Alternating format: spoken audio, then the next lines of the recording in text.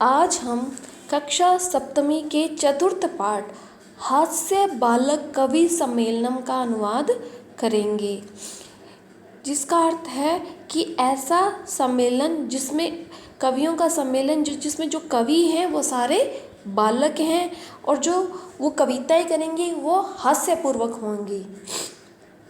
विविध वेशभूषा धारिणे चत्वार बालकव्या मंचस्य उपरि उपविष्टा सन्ति। विविध वेशभूषा को धारण किए हुए 4 बाल कवि मंच के ऊपर बैठे हैं।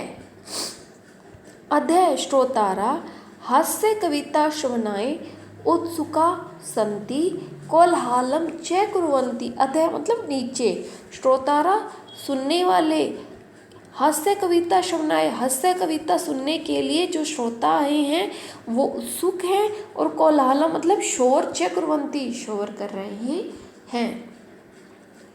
संचालक है, संचालक, अलम कोलाहलन की शोर मत करो। अलम का अर्थ है मत करो, कोलाहलन मतलब शोर, शोर मत करो, और अलम के योग में तृतीय विभक्ति का प्रयोग हुआ है। अद्य परम हर्षस्य अवसर यत् अस्मिन् कवि सम्मेलने काव्यान्तरे काव्यात्मकस्य भारतस्य हास्य कवि धुरंधरा समागता सन्ति।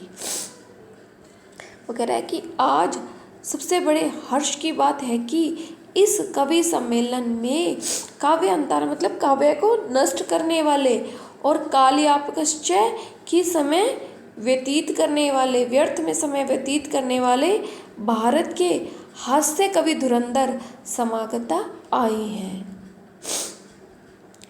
एहि करतल ध्वनि वयम एतेषां स्वागतम कुर्मः। आओ वयम हम सब एतेषां इनका करतल ध्वनि ना मतलब तालियों की आवाज़ से इन सबका स्वागतम कुर्मः स्वागत करते हैं। गजाधर है, गजाधर सर्वेभ्यो अरिष्केभ्यो नमो नमः।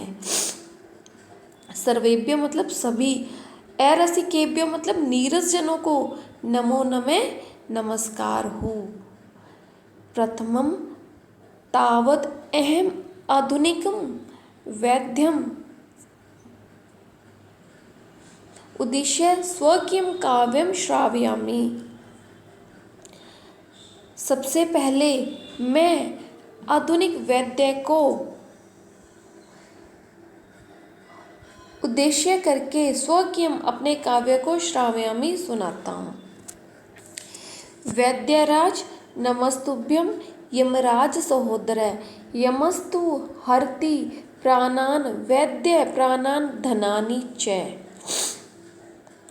वो कह रहा है कि यमराज सहोदर है कि हे यमराज के भाई वैद्यराज, नमस्तुभ्यम कि तुम्हें नमस्कार हो। यमस्तु हरति प्राणानान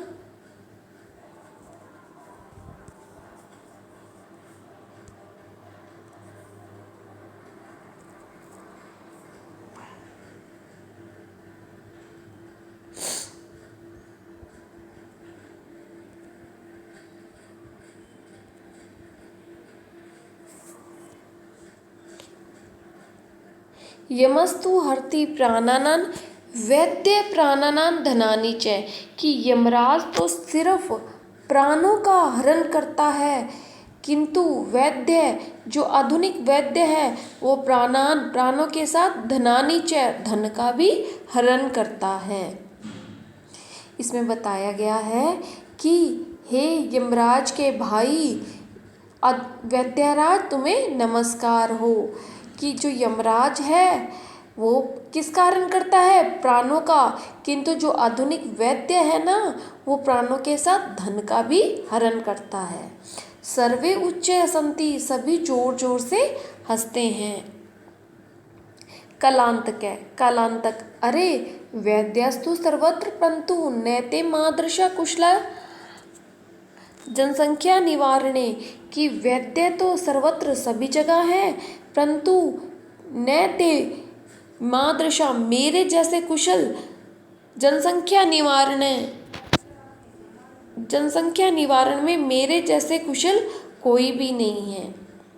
मम्मपि काव्यम इदम शृण्वन्तु भवन्तः, आप मेरे भी काव्य को सुनो। चितां प्रज्वलितं दृष्ट्वा वैद्यो विस्मयागता, नाहं गतो न मे भ्राता कस्येदं हस्तलाघवम्।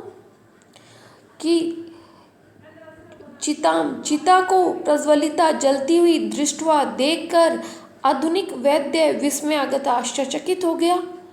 ना अहम, न प्लस अहम, कि अहम मतलब मैं, न तो यहाँ मैं आया, न मैं भ्राता, न मेरा भाई, कस्य इदम, तो यह कस्य किसका हस्त लागम, यहाँ हाथ की सफाई है, यहाँ काम यह किसने कर दिया। वो कह रहे जब वो जलती हुई चिता को देखकर वैद्य बोला, आश्चर्यचकित होकर बोला, न अहम गता, कि न तो यहाँ मैं आया और ना मेरा भाई यमराज, तो कस्य इदम, तो यहाँ ये अपने हाथ की सफाई या इसने यह कार्य किसने किया। सर्वे पुनः हसन्ति, सभी फिर हंसते हैं। तुंदुल, तुंदस्य ऊपरी हस्तम आवर्त्यन, अपनी तोंद के ऊपर हाथ फेरते हुए, कि तुंदिलो एम्बो, अरे मैं तुंदिल हूँ। ममपि इदम काव्यम श्रूयताम जीवने धार्यताम च, कि ममपि मेरे भी इस काव्य को श्रूयताम सुनो और जीवने धार्यताम च, और जीवन में धारण करो। परा अन्नम प्राप्य दुर्बुद्धे माँ शरीरे दयाम कुरु, परा अन्नम दुर्लभम लोके शरीरानी पुनः पुनः। तो कह रहा है कि परान्नम प्राप्य, पर मतलब दूसरे के, अन्नम मतलब अन्न को, प्राप्य प्राप्त करके, दुर्बुद्धे हे दुष्ट बुद्धि वाले, माँ शरीरे दया करो, अपने शरीर पर दया करो, माँ मत करो। परान्नम दुर्लभे लोके, कि परा अन्नम, पर मतलब पराया अन्न, दुर्लभम दुर्लभ है, लोके इस संसार में, शरीरानी पुनः पुनः, शरीर तो पुनः पुनः दोबारा मिलते हैं। अर्थात इसका भावार्थ है कि हे दुष्ट बुद्धि वाले, कि परान्नम प्राप्य, कि दूसरे के अन्न को प्राप्त करके अपने शरीर पर दया मत करो, अर्थात जी भर के खाओ। लोके इस संसार में, पर दूसरों का अन्न तो दुर्लभम बड़ी कठिनता से प्राप्त होता है, और शरीर का क्या है, वो तो पुनः दोबारा प्राप्त हो जाता है। सर्वम पुनः अट्टहासम कुर्वन्ति, सभी फिर जोर जोर से हंसते हैं। चार्वाक, आमे आमे, ठीक है, शरीर से पोषणम सर्वथा उचित में, कि शरीर का पोषण सर्वथा हमेशा उचित ही है। यदि धनम नास्ति तदा ऋणम कृत्वामपि पौष्टिक पदार्थम एवं भोक्तव्य। चार्वाक कहता है कि यदि धन नहीं हो तदा तब भी ऋण लेकर पौष्टिक पदार्थ ही खाने चाहिए। तथा कथयन्ति, और चार्वाक कवि कहते हैं, यावत जीवेत सुखम जीवेत ऋणम कृत्वा धृतम पिबेत, कि यावत जीवेत, जब तक जियो, सुखम जीवेत, सुख पूर्वक जियो, ऋणम कृत्वा, ऋण लेकर, घृतम पिबेत, घी पियो।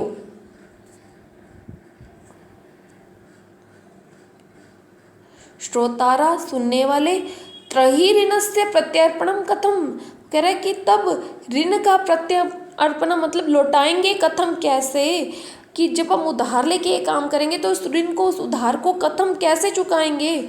चार्वाक, श्रूयताम मम अवशिष्टम काव्यम, वो कह रहा है कि मेरे अवशिष्ट बचे हुए काव्य को श्रूयताम, तो सुनो। धृतम पित्वा श्रम कृत्वा ऋणम प्रत्यर्पित जन, कह रहे धृतम पित्वा, घी पीकर, श्रमम कृत्वा, शक्तिशाली बनकर परिश्रम करो, और लोगों का ऋण प्रत्यर्पित वापिस करो। कि घी पीकर शक्तिशाली हष्टपुष्ट बनो, और परिश्रम करो, और परिश्रम करके अपने ऋण को चुकाओ। काव्य पाठ श्रवणेन उत्प्रेरित एके बालके अपि आशु कविता रचयति हासपूर्वक च श्रावयति। काव्य पाठ को सुनने से उत्प्रेरित एक बालक ने भी आशु कविता मतलब जो जल्दी जल्दी कविता बनाई जाती है वो कविता सुनाई और हासपूर्वक च श्रावयति बनाई और उसे हास्यपूर्वक सुनाता है। कि इस काव्य पाठ के सुनने से उत्प्रेरित एक बालक जल्दी जल्दी कविता की रचना करता है और उसे हास्यपूर्वक सुनाता है।